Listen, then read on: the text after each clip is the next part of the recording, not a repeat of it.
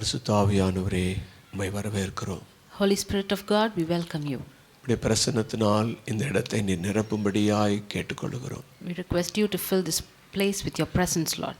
தேவனே, இதோ இந்த டெலிவிஷன் முன்னாடி உட்கார்ந்திருக்கிற அன்பு பிள்ளைகளை நீர் பாரும். Please do look at the children sitting before the television, Lord. அவர்களுடைய வீடுகளுக்கு சென்று அவர்களை ஆசீர்வதித்து அவர்களை உயர்த்தும். May you bless them and lift them in their houses, Father. உம்முடைய கரங்களிலே இந்த கூடுகையை ஒப்புக்கொடுக்கிறோம். கர்த்தர் மகிமைப்படுவீராக. I submit this get together in thy precious hands, O Father. Praise the Lord. Praise the Lord.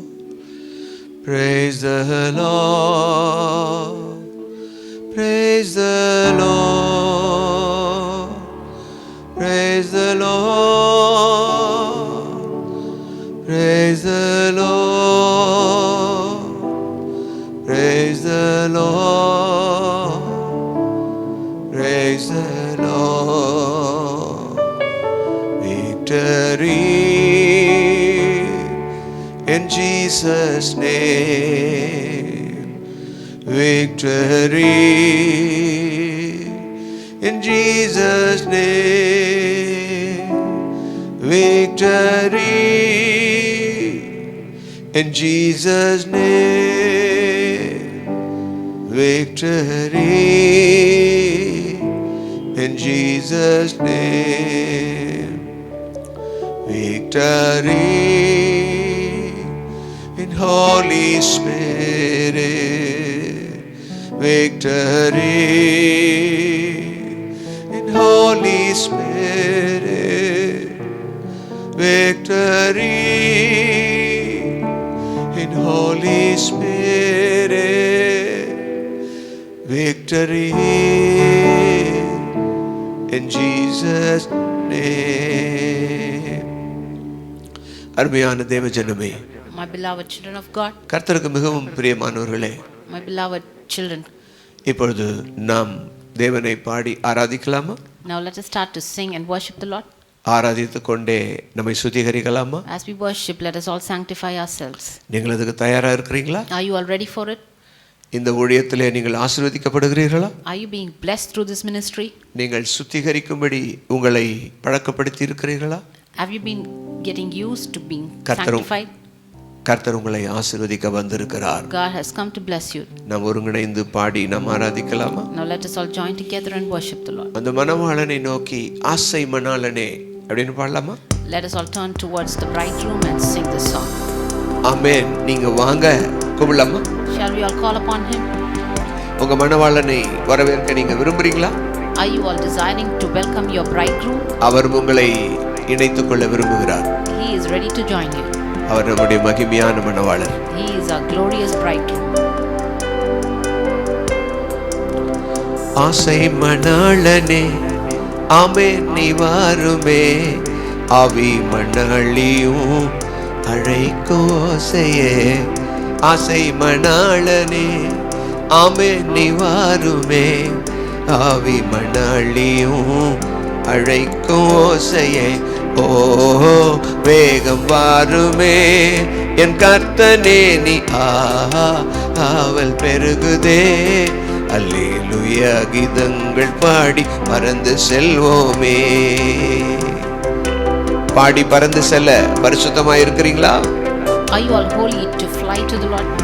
அவருடைய மத்திய ஆகாயத்துக்கு போக நீங்கள் தயாரா இருக்கிறீங்களா? Are you all ready to go to the mid of the sky? நிச்சயமாக உங்களால் அப்படி தயாராக முடியும். Definitely you can be ready. உங்களை ஒப்பு கொடுங்க, ஆவியானவர் உங்களை மாத்துவார். If you submit yourselves, the Holy Spirit of God will change you. ஆமென். சுத்த பிரகாசமாம் துயரின் நீதியாம் சித்திரத்தை எல்லாம் தேசுடை அணிந்தாள்.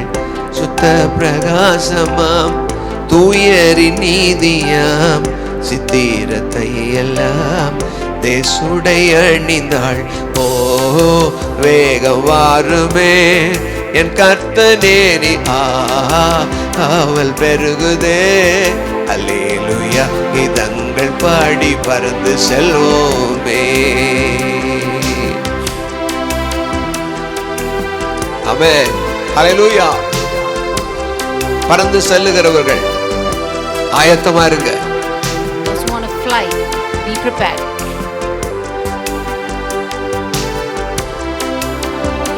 ஹalleluya. பிதாவின் நாமமே நெற்றியில் ஏற்றவள் புதிய பாட்டுடன் சியோனில் நிற்கிறாள். பிதாவின் நாமமே நெற்றியில் ஏற்றவள் புதிய பாட்டுடன் சியோனில் நிற்கிறாள். குற்றம் குறைகளும் மற்றும் கரைகளும் அற்ற மகிமையை பெற்ற சபையதோ.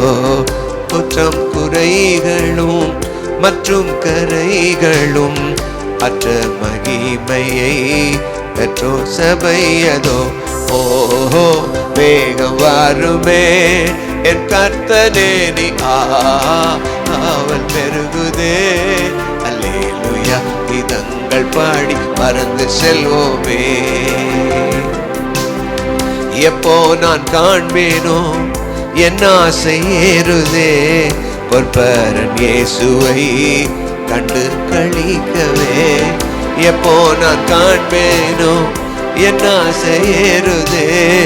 பொற்பரன் இயேசுவை கண்டு களிக்கவே. பரிசுத்த ஆவியால் மறுரூபமாகியே திரியேக தேவனை சேவிக்க நித்தியமாய். ஓ வேகம் வாருமே என் கர்த்தனேரி ஆவல் பெருகுதே. அல்லேலூயா கீதங்கள் பாடி பறந்து செல்வோமே. பாடுங்க.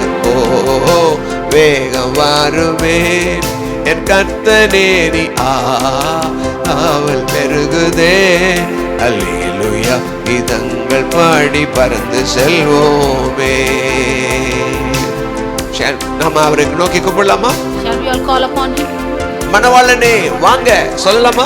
Bridegroom, please to come, Lord. மணவாட்டியே மணவாட்டியாய் நான் ஆயத்தமா இருக்க உதவி செய்யுங்கன்னு கேட்கலாமா? Help me to be ready as a bride father. உனக்காக மரித்தவர் உயிர்த்தவர் உன் மணவாளன். He died for you and resurrected for you. He is your bridegroom. உனக்காக அடிபட்டவர் உனக்காக சிலுவை சுமந்தவர் உன் மணவாளன். Your bridegroom is the one who suffered for you and who bore the cross for you. Kalvari அன்பை உனக்கு காண்பித்தவர் உன் மணவாளனாக இயேசு கிறிஸ்து. Your bridegroom is Jesus Christ who showed his love on the cross. அவருக்கு உன் வாழ்க்கையை ஒப்பு கொடுப்பாயா?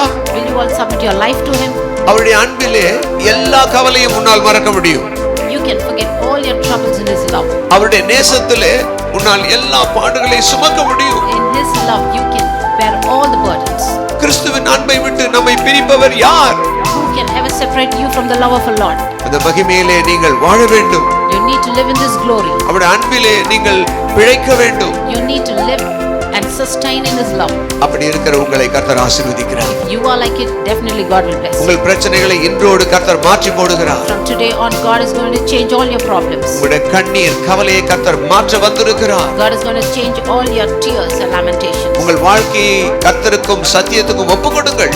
Please do submit your life to the word and the love of God. உங்கள் வாழ்க்கையை சபை வாழ்க்கைக்கு ஒப்புக்கொடுங்கள். Submit your life to the church. இதோ கர்த்தர் உங்கள் வீடுகளுக்கு வருகிறார். God is coming to your houses. ஆவியானவர் உங்களை தொடுகிறார். Holy Spirit of God is touching you right உங்களுடைய now. எல்லா பாரங்களும் அகன்று போகிறது. All your burdens are going away. இந்த நேரத்திலே இந்த நிகழ்ச்சியை வாசிக்கிற இந்த நிகழ்ச்சியை காண்கிற உங்களை கர்த்தர் ஆசீர்வதிக்கிறார். And everyone, each and everyone watching this program today, God is blessing you. இந்த நேரத்திலே உங்கள் வியாதிகள் எப்படி இருந்தாலும் அது மறைகின்றது. Whatever sickness you are in today, God is healing you completely. ஆவியானவரே உங்களை பரிசுத்தப்படுத்துகிறார். Holy Spirit of God is sanctifying you. கர்த்தருடைய வார்த்தை வந்து உங்களை குணமாக்குகிறது. Word of God is healing you right now. உங்கள் கவலைகள் மாறப் போகிறது. All your burdens and troubles are going to change today. கர்த்தர் உங்களை ஆசீர்வதிக்கிறார். God is going to bless you. கர்த்தர் உங்களை வழி நடத்துகிறார். God is going to lead you. ஆவியானவரோடு சேர்ந்துக்கோங்க. Join with the Holy Spirit of God. வார்த்தையானவரோடு சேர்ந்துக்கோங்க. Join with the word of God. அவரே நம்மை ஆசீர்வதிக்க முடியும். Only he can bless you. அவரே நம்மை நடத்த முடியும். Only he can lead you. உற்சாகமா இருக்கீங்களா? Are you all glad today? இந்த வார்த்தையானவருக்கு ஒப்பு கொடுக்கிறீங்களா? Are you all submitting your life to this word? உங்களுக்குள் இருக்கிற ஆவியானவருக்கு நீங்க ஒத்துழைக்கிறீங்களா? Are you all cooperating with the Holy Spirit of God who is within you? நிச்சயமாய் கர்த்தர் ஆசீர்வதிப்பார். Definitely God will bless you. நிச்சயமாய் உங்களை சுகப்படுத்துகிறார். Definitely he is going to heal you. நீங்க அற்புதங்களை காண்பீர்கள். You want to see wonders and நீங்கள் அதிசயங்களை காண்பீர்கள். You're going to see miracles today. வருகிற புதிய ஆண்டிலே இன்னும் பெரிய மாற்றம் உண்டாகும். In this coming year there is going to be a very big change. இதோ கர்த்தருக்கென்று மனவாட்டியாய் வாழுகிற உங்களை மணவாளன் நேசிக்காமல் இருக்க முடியாது. The bridegroom cannot be without loving you if you are his perfect bride. உங்களையும் என்னையும் அவர் இரத்தத்தை கொடுத்து இரத்தத்தை சிந்தி நம்மை நேசித்திருக்கிறார். He has redeemed and loved you through his blood. அவரை போல ஒரு அன்பு யாரிடத்திலும் பார்க்க முடியாது. You cannot see a love like his from anybody. மனிதர்கள் அன்பு உண்மையானது அல்ல. The love of the people, it is not true. தேவ அன்பே மகா பெரியது. Only God's love is bigger and true. அந்த அன்பிலே நாங்கள் உம்மை வாழ்த்துகிறோம். We bless you through his love. அந்த அன்பிலே உங்களை நாங்கள் ஆசீர்வதிக்கிறோம். We bless you through his love.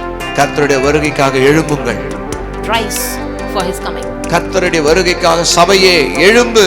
The church of God, please do rise for his coming. மணவாளன் வருகிறார். The bridegroom is going to come. இந்த பாடலை தினந்தோறும் பாடி ஆடி பாடி மகிழ்ந்து களி கூறுங்க. Sing the song every day, rejoicing in his presence. கர்த்தர் உங்களை ஆசீர்வதிப்பார். May God bless you. கர்த்தர் உங்களை வழி நடத்தும். May God lead you. Amen. Amen. கர்த்தருக்கு மிகவும் பிரியமானவர்களே, Beloved people of God, உங்களை நாங்கள் வாழ்த்தி வரவேற்கிறோம். we welcome you. இந்த நாளிலும் கூட ஆவியானவர் நமக்கு கற்றுக் கொடுக்கிற ஆழமான சத்தியத்தை நாம் நிதானித்து கவனித்து ஏற்றுக்கொள்வோம். Even today we are going to listen carefully to what the Holy Spirit of God is going to talk to you. பிலிப்பியருக்கு எழுதிய நிருபத்திலே In Philippians 2வது அதிகாரம் 12ஆம் வசனத்திலே நாம் வாசித்துக் கொண்டும் தியானித்துக் கொண்டும் வருகிறோம். we are meditating on Philippians chapter 2 verses 12. இந்த தீமோத்தேயும் பவுலும் சேர்ந்து நீங்கள் பிலிப்பியர் 1:1 நீங்கள் பார்க்கலாம், இதை பரிசுத்தவான்களுக்கும் கண்காணிகளுக்கும் உதவிக்காரர்களுக்கும் எழுதுகிறார். In Philippians chapter 1 and 1 we can see that Timothy and Paul has written this to all the saints and all the overseers and deacons in the church. இந்த நிருபம் சபைக்கு எழுதப்பட்டிருக்கிறது என்பது உங்களுக்கு நன்றாக புரிந்திருக்கும். You very well know that these letters are written to the church. இது விசுவாசிகளுக்கு மாத்திரமல்ல, இது பரிசுத்தவான்கள் அனைவருக்கும் கண்காணிகளுக்கும் உதவிக்காரருக்கும் எழுதின நிருபம். It is not only for the believers but it is for the saints and the overseers and the deacons. அப்போ நாம் என்ன கவனிக்கணும்? விசுவாசிகள் மாத்திரம் இல்லை, கண்காணிகள் ஊழியக்காரர்கள் எல்லாருமே தங்களுடைய ஆத்துமாவின் ரட்சிப்பை நிறைவேற பிரயாசப்படணும். So what we know from this is not only the believers but even the overseers and all the deacons and all the helpers in the church, they need to work on the salvation of the soul. நம்ம பிரசங்கியார் நம்ம என்ன நினைக்கிறோம்? இது விசுவாசிகளுக்கு தான், நமக்கு இல்லைன்னு நினைக்கிறோம். We always think that this is always not for the preachers but for the believers. முதலாவது இது நமக்கும், பின்புதான் சபையாருக்கு. First of all, this is for the preachers and only after that it is for the believers. நாம் எதையும் பயிற்சி செய்யாமல் அவர்களுக்கு கொடுப்பது தவறு. Without practicing anything, it is wrong to give it to the believers. நான் பரிசுத்தவானாய் மாறாமல் அவர்களை பரிசுத்தவானாய் ஆக்குவது முடியாத காரியம். Without me becoming holy, it is impossible for me to make others holy. நான் சீஷனாக மாறாமல் என்னுடைய சபையை மக்களை சீஷனாக மாற்றுவது கூடாத காரியம். If I don't become a disciple, it is very hard for me to change my believers into disciples. காரணம் என்னவென்றால் இது வெறும் டீச்சிங் இல்ல, இது பிராக்டிஸ் பண்ற காரியம். The reason is it is just not a teaching or a theory but it is practical. ஸ்கூல்ல teach பண்ணிட்டு வாத்தியாருங்க போயிடுவாங்க, அதை அவங்க பிராக்டிஸ் பண்ணணும் அவசியம் இல்லை. In school we see that the teachers teach and go and it is not necessary for them to practice it. இப்போ history and geography ஒரு சப்ஜெக்ட் எடுத்தாங்கன்னா அதை அவங்க டீச் பண்ணிட்டு போயிடுவாங்க. For example, if they teach history and geography, it is enough for them to just teach it and go. அவங்க போய் அந்த சரித்திரத்தை சொன்ன அந்த இடங்கள்லாம் போய் பார்க்கணும் இருக்கணும்னு அவசியம் இல்லை. They don't need to go and take all the students to all the places. ஆனா கிறிஸ்துவ வாழ்க்கை அப்படி இல்லை. But the Christian life is not like that. நாம படிக்கணும், அதை கடைபிடிக்கணும். Whatever we read, it is important for us to practice it. படித்த வசனங்கள் நம்முடைய வாழ்க்கையை மாற்றும். The verses that we read will definitely change our lives. நம்முடைய வாழ்க்கையை மாற்றுவதற்கு தான் சபையும் வேதமும் உபதேசங்களும். The church and the Bible and the teachings are for to change our lives. அதனால தான் பிலிப்பியர் இந்த நிருபத்தை பிலிப்பியருக்கு எழுதும்போது இதை பரிசுத்தவான்களுக்கும் கண்காணிகளுக்கும் உதவிக்காரருக்கும் என்று எழுதியிருக்கிறார். That is why these letters have been written to the saints and the overseers and the deacons too. அப்ப நம்ம எல்லாமே எதுல கவனிக்கணும்? நம்முடைய ரட்சிப்பு நிறைவேற நாம எல்லாருமே பிரயாசப்படணும். So from this we understand that we all have to work on fulfilling our salvation. இந்த ரட்சிப்பு பிரயாசப்படுவதிலே நமக்கு பயிற்சி இல்லைன்னா நம்மள எப்படி சபையாருக்கு கற்றுக் கொடுக்க முடியும்? If we do not practice the salvation, how can we teach our church? ஊழியர்களே, சபையாரே, நீங்க நல்லா கவனிங்க இத. Preachers and the believers, you need to listen to it carefully. நிறைய பைபிள் காலேஜ் படிச்சிருக்கலாம், நல்ல நாலேஜ் உங்களுக்கு இருக்கு. கர்த்தருக்கு ஸ்தோத்திரம். You would have been graduated from Bible college and be knowledgeable. I thank God for it. நீங்கள் நிறைய பின்னணி படிச்சிருக்கலாம், நிறைய இந்த வேதத்தை குறித்து அறிஞ்சிருக்கலாம். You may have read so many commentaries and all the backgrounds of the Bible. கர்த்தருக்கு ஸ்தோத்திரம்.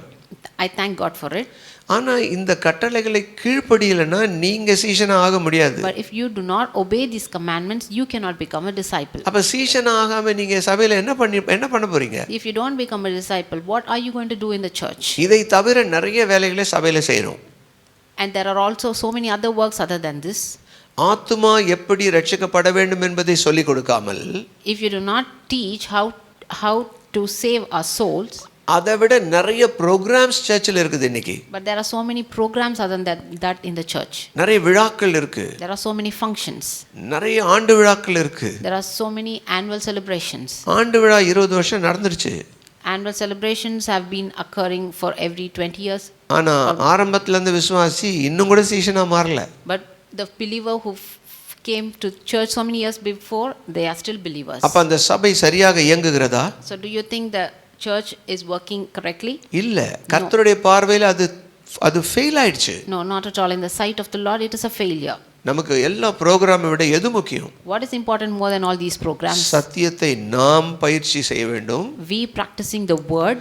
பயிற்சி செய்த அனுபவத்தை வைத்துக்கொண்டு சபையாருக்கு அவர்கள் கடைபிடிக்க நாம் உதவ வேண்டும். And to the experience that we gained in practicing, we need to teach it to the believers in the church. அப்பொழுதுதான் அவர்கள் சீஷராக மாறுவார்கள். Only then they will become disciples. கர்த்தர் நமக்கு என்ன கட்டளை கொடுத்தார்? What has God commanded us to do? சபையை ஆரம்பிப்பதற்கு முன்பாக அங்கே சீஷர்களுக்கு என்ன கட்டளை கொடுத்தார்? Before starting the churches, what did God teach the disciples? நீங்க எடுத்து வாசிங்க, மத்தேயு 28ஆம் அதிகாரத்தை எடுத்து பாருங்க. Turn to Matthew 28 and see.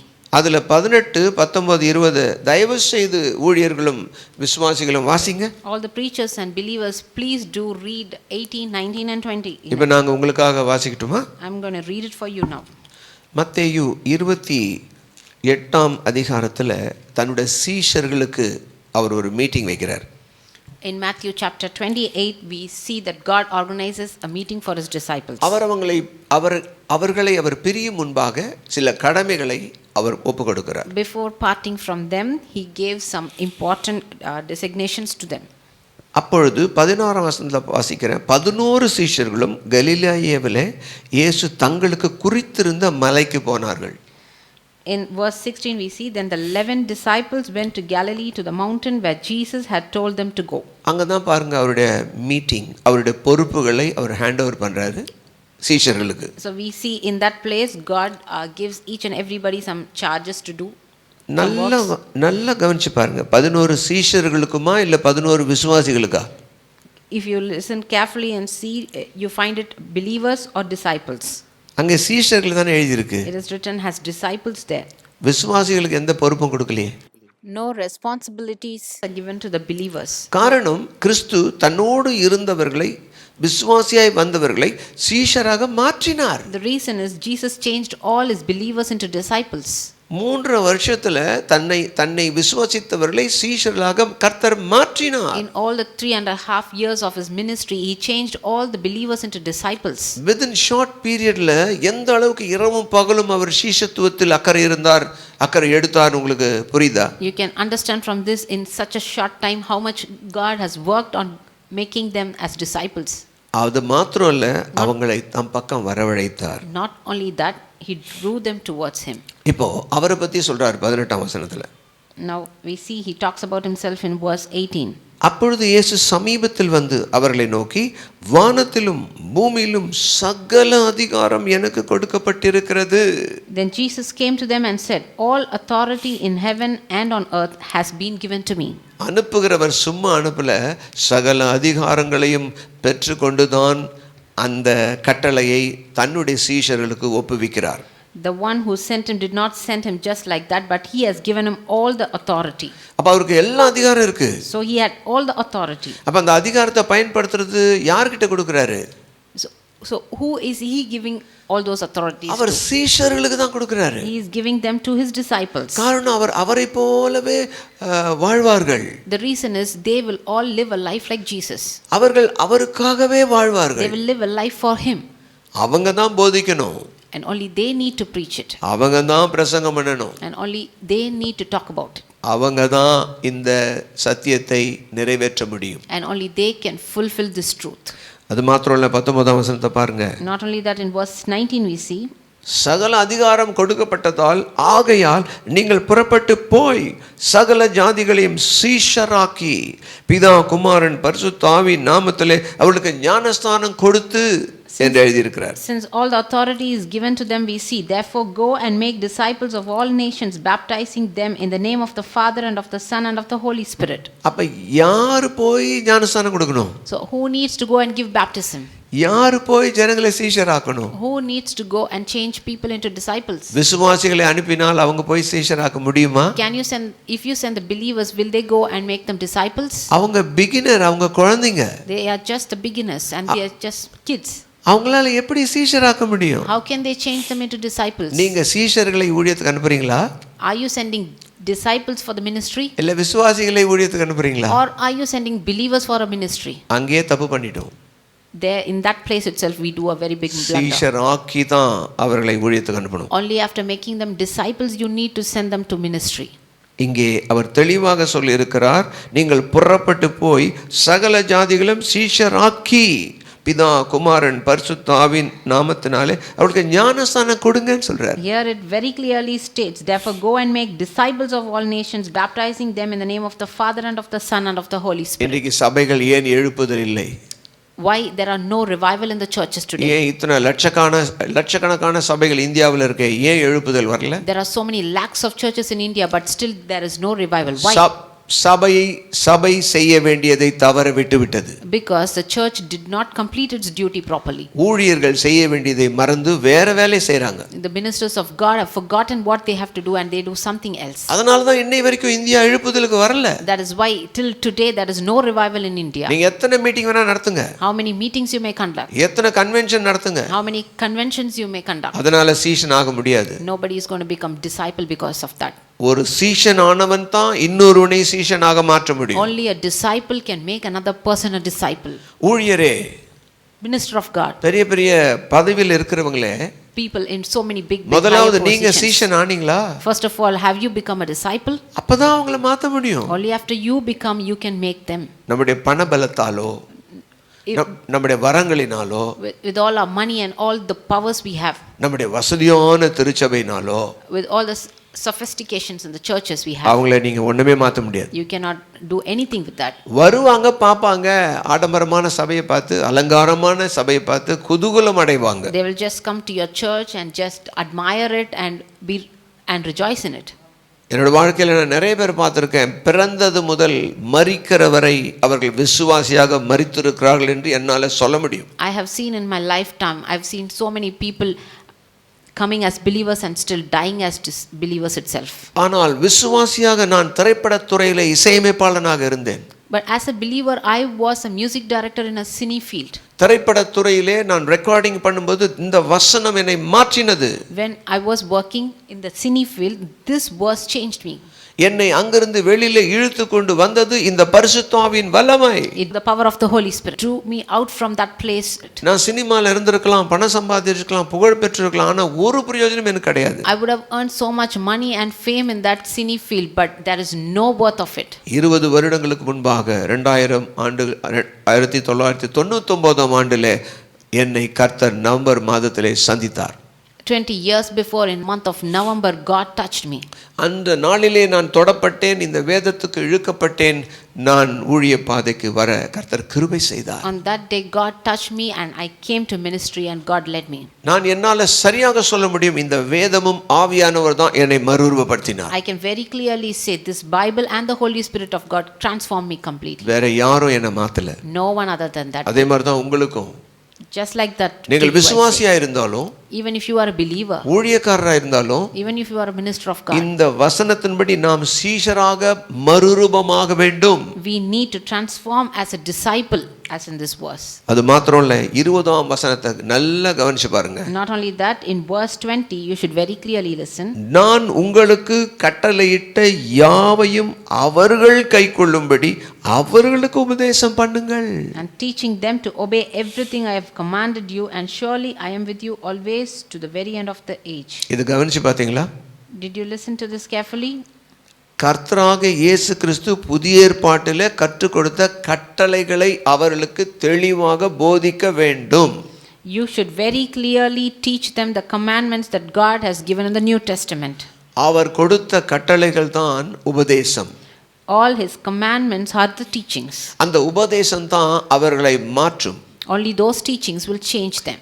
அந்த உபதேசம் உங்களை முதல்ல சீஷராக்கி இருந்தா தான் அது உங்ககிட்ட இருந்து மற்றவங்களுக்கு போகும். Only if those teachings have made you disciples, only will it then go from you. கிறிஸ்துவ சபை என்பது இயேசு கிறிஸ்துவுடைய வாழ்க்கையை பிரதிபலிக்க வேண்டியது. A church is something which has to reflect the life of Jesus. அது தன்னுடைய நிலைமையை மறந்து உலகத்தோடு கலந்து விட்டது. But the church has forgotten all its situation and joined with the world. தேவ சபையே, கர்த்தர் வருகிற கடைசி நேரத்துல நீங்களும் நானும் இருக்கிறோம். Church, we are in the end times, in the coming of our Lord. எத்தனை சபை மக்களை நீங்கள் இன்றைக்கு சீஷர்களாய் மாற்றி இருக்கிறீர்கள்? How many disciples have you created from the churches? இதுதானே கர்த்தர் நமக்கு கொடுத்த கட்டளை. This is the commandment that God has given us, right? இதை விட்டு நாம நிறைய செய்யறதுக்கு என்ன காரணம்? Why are we not doing this and doing something else? நாமும் நம் சபையும் இந்த வேதத்துக்கு திரும்பி ஆக வேண்டும். We definitely need to turn to this word and this verse. அப்பொழுதுதான் மறுரூபம் ஒவ்வொரு நிலையிலிருந்து இன்னொரு நிலைக்கு போக முடியும். Only then will you be transformed from one stage to another. விசுவாசியே, ஊழியர்களே, உதவிக்காரர்களே, Believers, preachers and deacons, நீங்க இந்த வசனத்துக்கு திரும்பி தான் ஆகணும். you definitely need to turn to this word. வேதத்தில் எழுதி இருக்கிறதை நாங்கள் தெளிவாக பிரசங்கிக்கிறோம். We are very clearly teaching you what is written in this Bible. நீங்கள் இந்த மத்தேயு 28ஆம் அதிகாரத்துக்கு திரும்பி தான் ஆகணும். You definitely need to turn to the verse Matthew 28. இல்லை என்றால் நீங்கள் எவ்வளவு பெரிய சபையை வைத்திருந்தாலும் முடிவு உங்களுக்கு தோல்விதான். If not, how much big your church is, your end is a failure. எவ்வளவு பெரிய நிறுவனம் வைத்திருந்தாலும் உங்களுடைய ministry தோல்விதான். How much big your organization is, your ministry is a failure. அதற்காக தான் நாங்கள் இந்த ஊழியத்திலே உங்களுக்கு வலியுறுத்தி சொல்லுகிறோம். That is why we are very strongly determining this to you. அதை தான் பவுல் தெளிவாக எழுதியிருக்கிறார் பிலிப்பியர் நிருபத்தில். And that is what Paul has very clearly written in Philippians. அதை தான் அவர் சொல்லுகிறார், உங்கள் ஆத்துமாக்களை நீங்கள் ரட்சிப்புக்கு நேராக நடத்த வேண்டும். And that is what he says, you need to turn your soul towards salvation. அதை தான் அவர் சொல்றாரு, நான் தூரமா இருக்கும்போது மாத்திரம் இல்லை, நான் கிட்ட வரும்போது மாத்திரம் இல்லை, உங்க ரட்சிப்பு நிறைவேற நீங்க பிரயாசப்படுங்கன்னு சொல்றார். That is what he says, not only when I am with you or far away from you, you need to work on your salvation. அதுதான் பிலிப்பியர் 2ஆம் அதிகாரத்துல அவர் 12ஆம் வசனத்தில் எழுதி இருக்கிறார். This is what he has written in Philippians verse 12 in chapter 2. எனக்கு பிரியமானவர்களே, நீங்கள் எப்பொழுதும் கீழ்ப்படுகிறபடியே நான் உங்களுக்கு சமீபமா இருக்கும்போது மாத்திரம் இல்லை, நான் தூரமா இருக்கிற இப்பொழுதும் அதிக பயத்தோடும் நடுக்கத்தோடும் உங்கள் ரட்சிப்பு நிறைவேற பிரயாசப்படுங்கள். Therefore, my dear friends, as you have always obeyed, not only in my presence but now much more in my absence, continue to work out your salvation with fear and trembling. நம்ம எல்லாமே ரட்சிக்கப்பட்டோம், அது தெரியும். We all have been saved, we know that very clearly. விசுவாசிகளானோம், அதுவும் தெரியும். We know that we have become believers. போன எபிசோட்ல இதை குறித்து ஆவியானவர் நமக்கு கற்றுக் கொடுத்து இருக்கிறார். In last episode, the Holy Spirit of God has taught us about this. போன எபிசோடை நீங்க பாத்தீங்களா? Did you watch the last episode? நிதானிச்சு கவனிச்சீங்களா? Did you listen it carefully? அந்த எபிசோடுக்கு நீங்க கவனம் செய்து நீங்க தியானம் பண்ணீங்களா? Did you meditate the episode? நீங்க படிச்சு தியானம் பண்ணியிருந்தா தான் அடுத்த ஸ்டெப்புக்கு நீங்க போக முடியும். Only if you would have read it and meditated it, then you can move to the next stage. எனவே போன எபிசோட்ல பார்த்தோம், நாம் எல்லாம் ரட்சிக்கப்பட்டிருக்கிறோம். In last episode we saw that we all have been saved. அந்த ரட்சிப்பு ஒவ்வொரு நாளும் நிறைவேற வேண்டும். But that salvation each and every day has to be completed. ஆவியில ரட்சிக்கப்பட்டோம். We have been saved in our spirit. அதுக்கு நம்ம ஒன்றும் செய்ய தேவையில்லை. We don't have to do anything for it. இயேசு கிறிஸ்துவே அதை ஃப்ரீயா கிஃப்டா நமக்கு கொடுத்தார். Jesus Christ has given that salvation as a free gift to us. அதற்கு அவர் பாடுபட்டார். And he suffered for it. இப்போ ஆவியில இருக்க கர்த்தர் நம்மோடு இணைந்து நம்முடைய ஆத்துமாவை தினந்தோறும் ரட்சிக்கணும். Now the God who is in our spirit, he has to each and every day save our soul. அததான் பவுல் இங்க தெளிவா எழுதியிருக்கார். That is what Paul has stated very clearly here. நீங்க பெற்றுக்கொண்ட ரட்சிப்பை பூரணப்படுத்துங்கள் அல்லது தினந்தோறும் நிறைவேற்றி அதை கம்ப்ளீட் படுத்துங்கன்னு சொல்றாரு. He says that the salvation that you have received, you need to complete it each and every day. ஏன்னா அப்படி நிறைவேறும் போது, because when your salvation fulfills, அது மாத்திரம் இல்ல, இந்த பிலிப்பியர் 2:13 பாருங்க. in verse 13 we see, தேவனே தம்முடைய தயவுள்ள சித்தத்தின்படி விருப்பத்தையும் செய்கையும் உங்களில் உண்டாக்குகிறவராய் இருக்கிறார். For it is God who works in you to will and to act according to his good purpose. உங்க பிரயாசத்துக்கு அவர் உதவி செய்து நீங்கள் ரட்சிக்கப்பட வேண்டும் என்ற அந்த விருப்பத்தை கர்த்தரே உங்களுக்கு உதவி செய்வார் என்று 13ஆம் வசனத்தில் எழுதியிருக்கு. It is written that God, he works in you for you to fulfill his purpose. தேவன் தம்முடைய தயவுள்ள சித்தத்தை, விருப்பத்தை, அதாவது உங்கள் ரட்சிப்பை உங்களுக்குள் பூரணப்படுத்துவார்.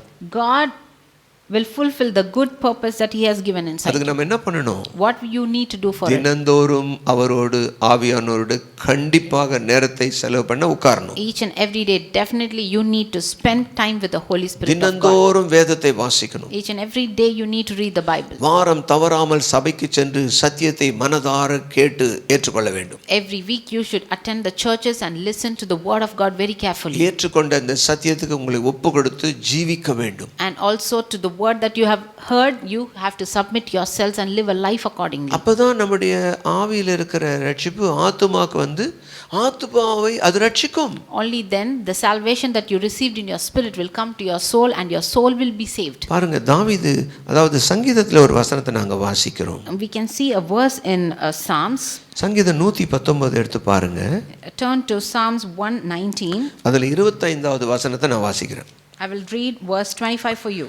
பழைய ஏற்பாட்டு பக்தன் பாருங்க, அந்த சங்கீதத்தில் எப்படி எழுதியிருக்குன்னா, என் ஆத்துமா மண்ணோடு ஒட்டி கொண்டிருக்கிறது.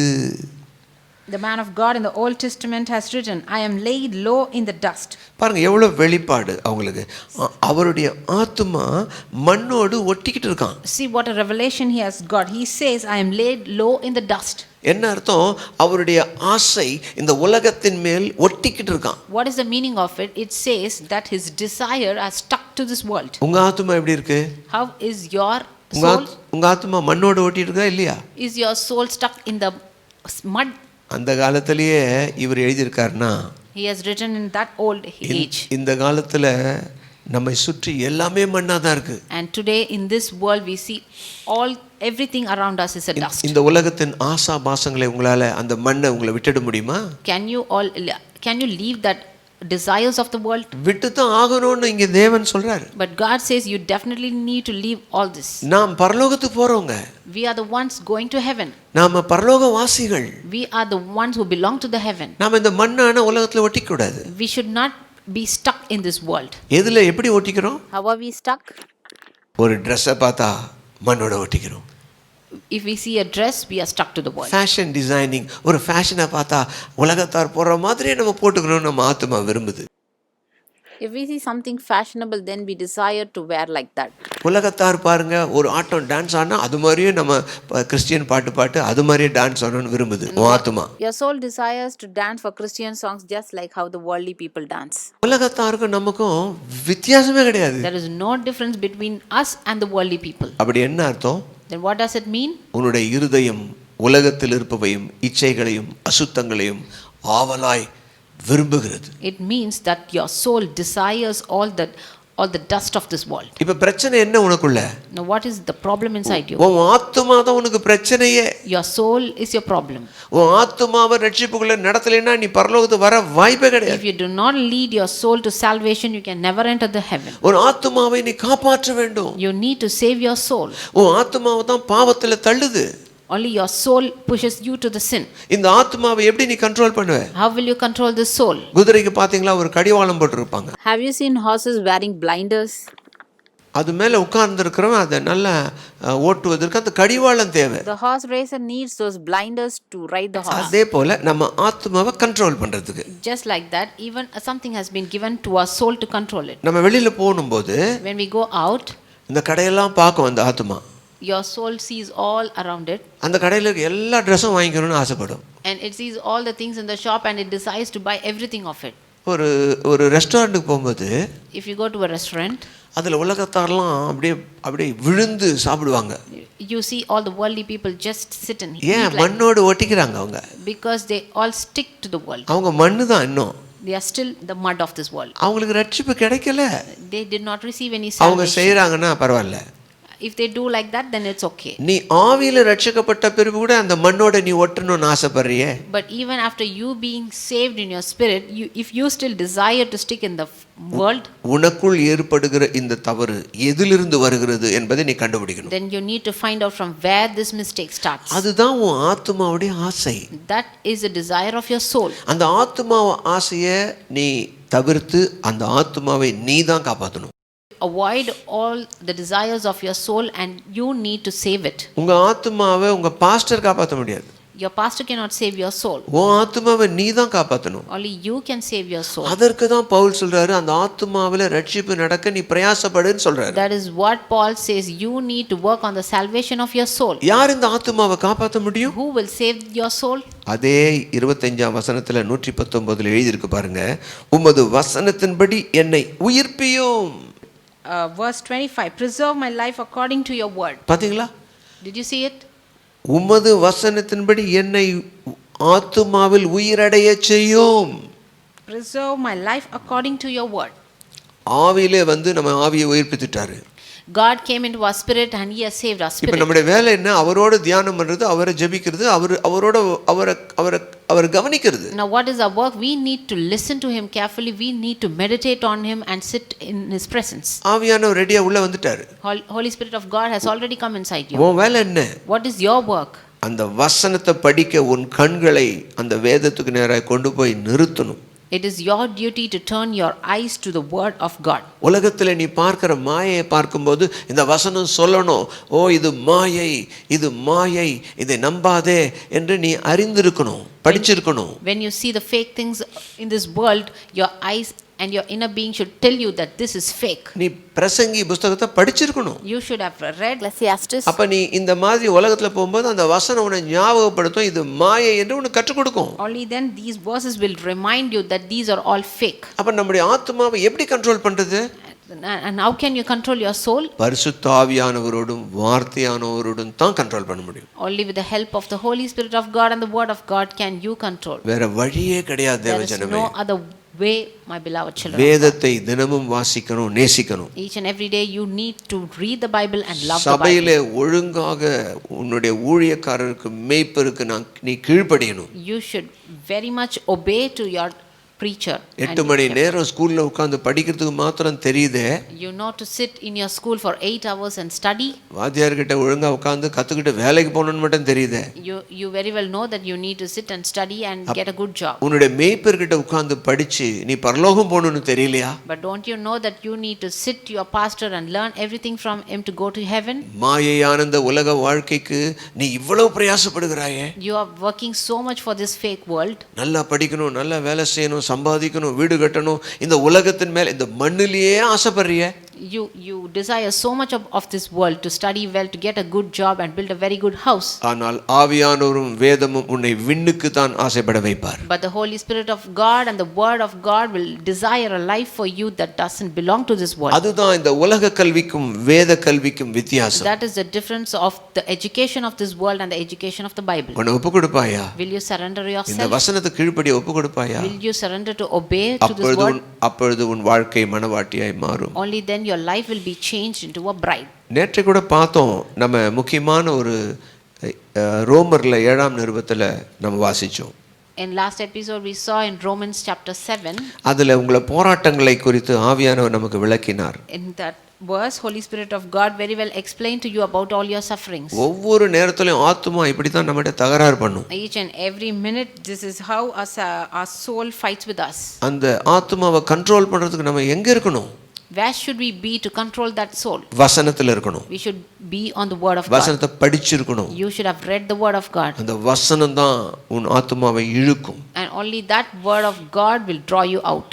அப்ப வசனம் என்ன சொல்லுது? So what is that verse says? நான் நேத்தியே கூட வாசிச்சு காண்பிச்சோம். Even in last episode I read it out to you.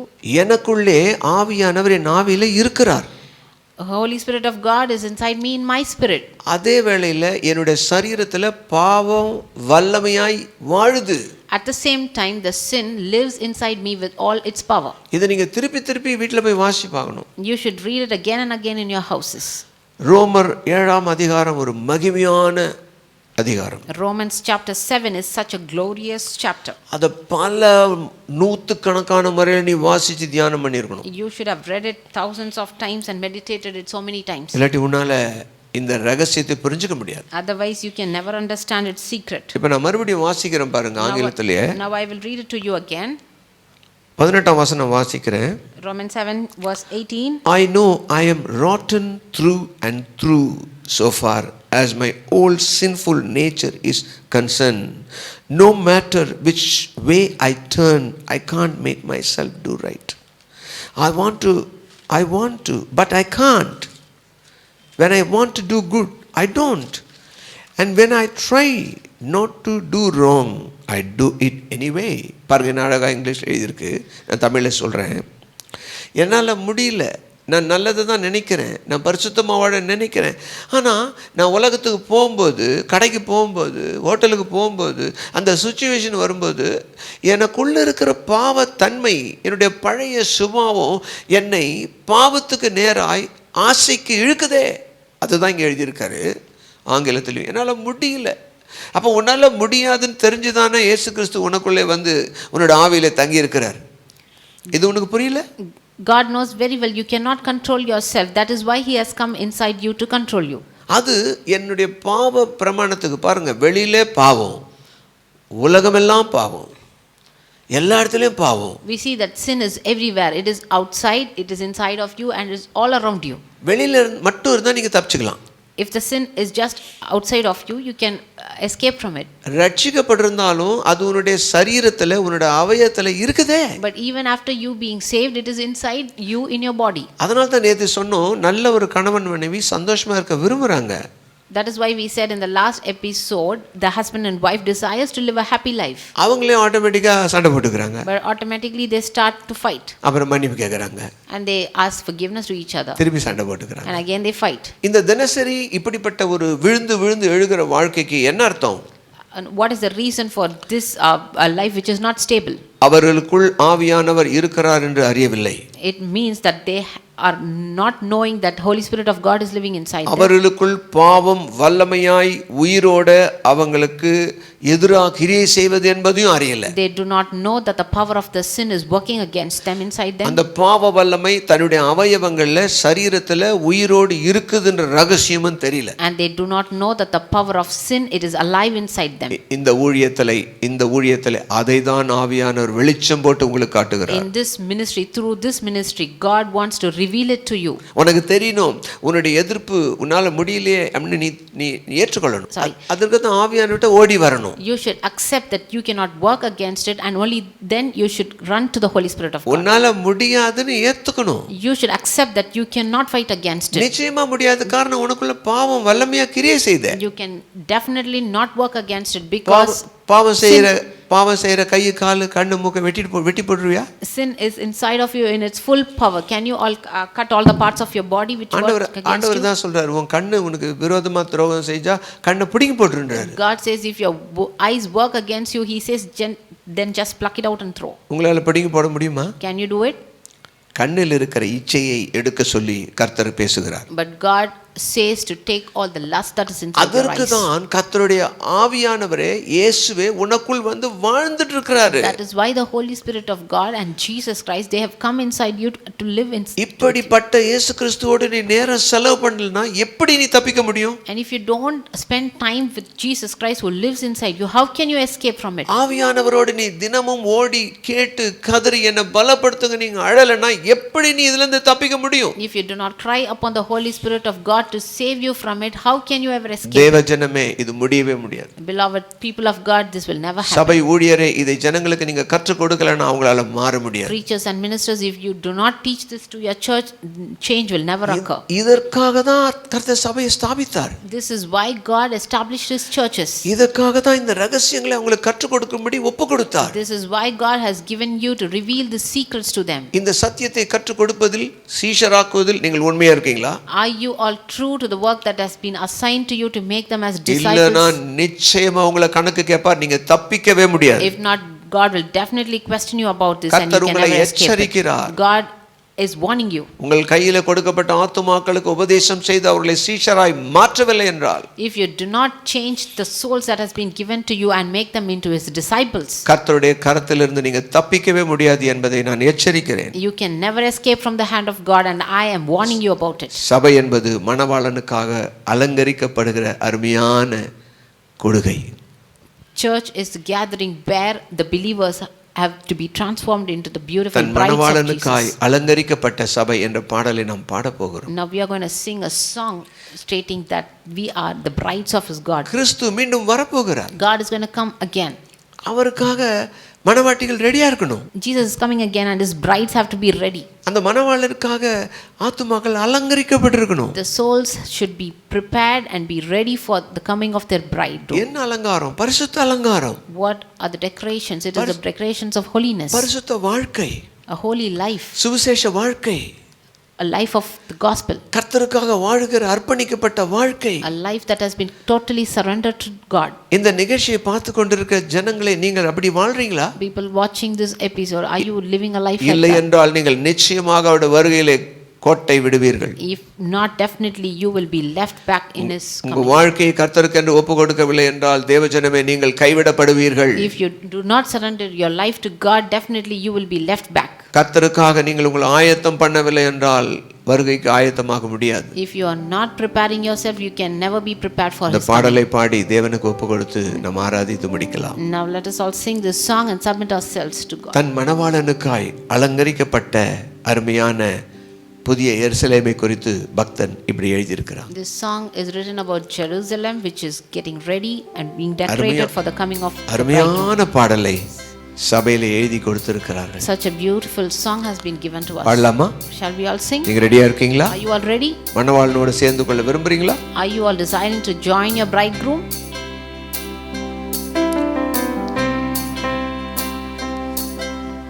தன் மணவாளனுக்காய் அலங்கரிக்கப்பட்டதோர் பொன்னொளி நேர்புரியாய் புதிய எருசலேமே நன்மணவாளியாய் இறங்கிடுதே இறங்கிடுதே.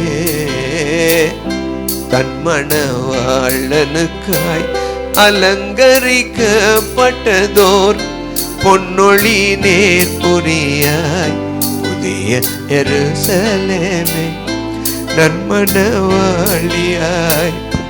இறங்கிடுதே இறங்கி வருதே.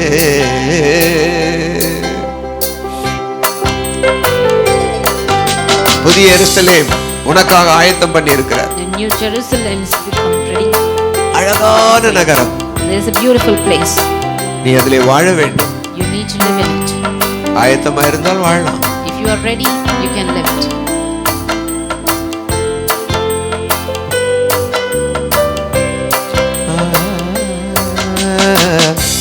பன்னிரு அஸ்திபாரம் அப்போஸ்தலர் தீர்க்கரே, தன்னிகரில்லா கிறிஸ்து மூலை கல்லாகவே.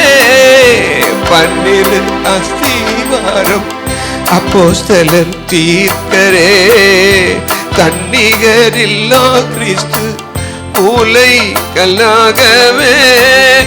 வச்சிரக்கல்லை போல பிரபையும் வீசுதே, வச்சிரக்கல்லை போல பிரபையும் வீசுதே.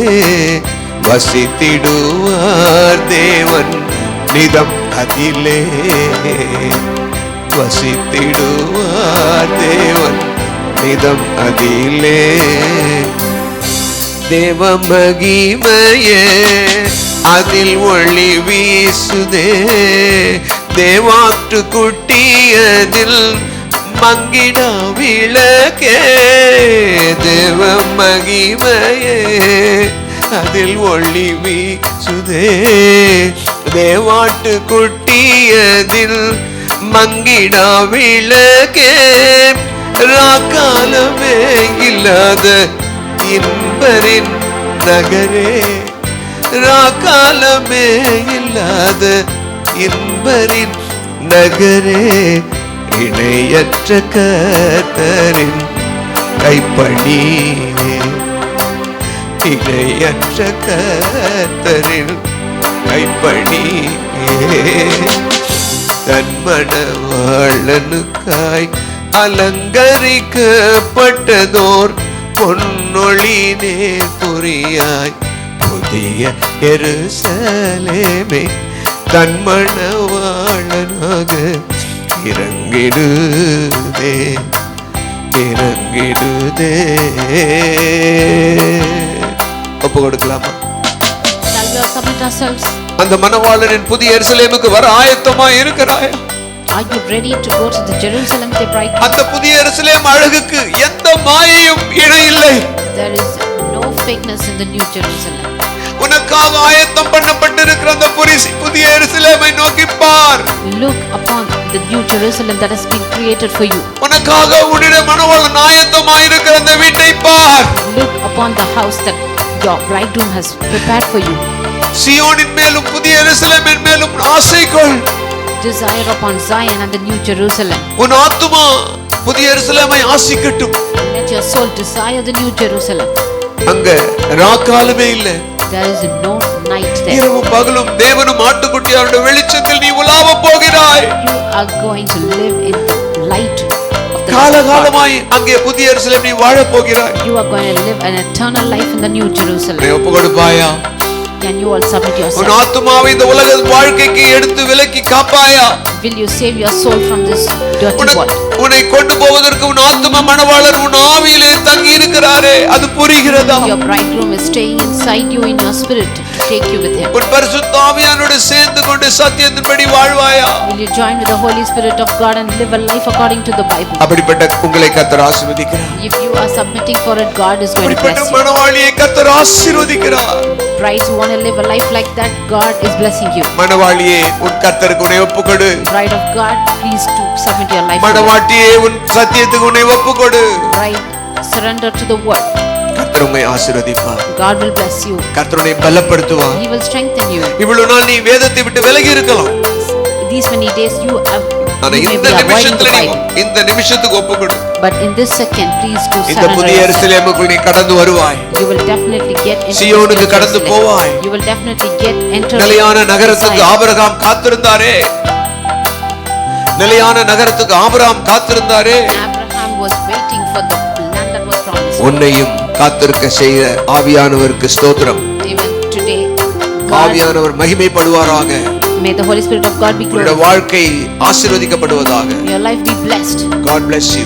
கர்த்தர் உங்களை ஆசீர்வதிப்பார். கர்த்தர் உங்களை ஆசீர்வதிப்பார். May God bless you. நிலைத்திருங்கள் வேதத்திலே. Sustain in the word of கர்த்தர் God. உங்களை உயர்த்துவார். God will lift May you God up. bless you. கர்த்தர் கர்த்தர் உங்களை உங்களை ஆசீர்வதிப்பார். God bless you.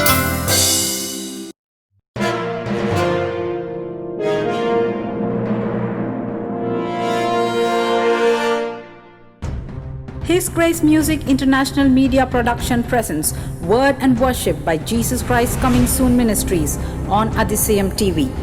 Being a reputed music director in South Indian cinema, Brother Mahakumar was touched by the love of God and he accepted Jesus Christ as his Lord and Savior. He gave up his career and started to serve his calling through JCCS Ministries. Obey the word of God and repent. Jesus Christ is coming soon. Be prepared and prepare others is the TV program conducted by Brother Mahakumar in Tamil language, which is also translated in English on Adisayam TV. Every Wednesdays from 7:30 to 8:30 p.m. Don't miss it.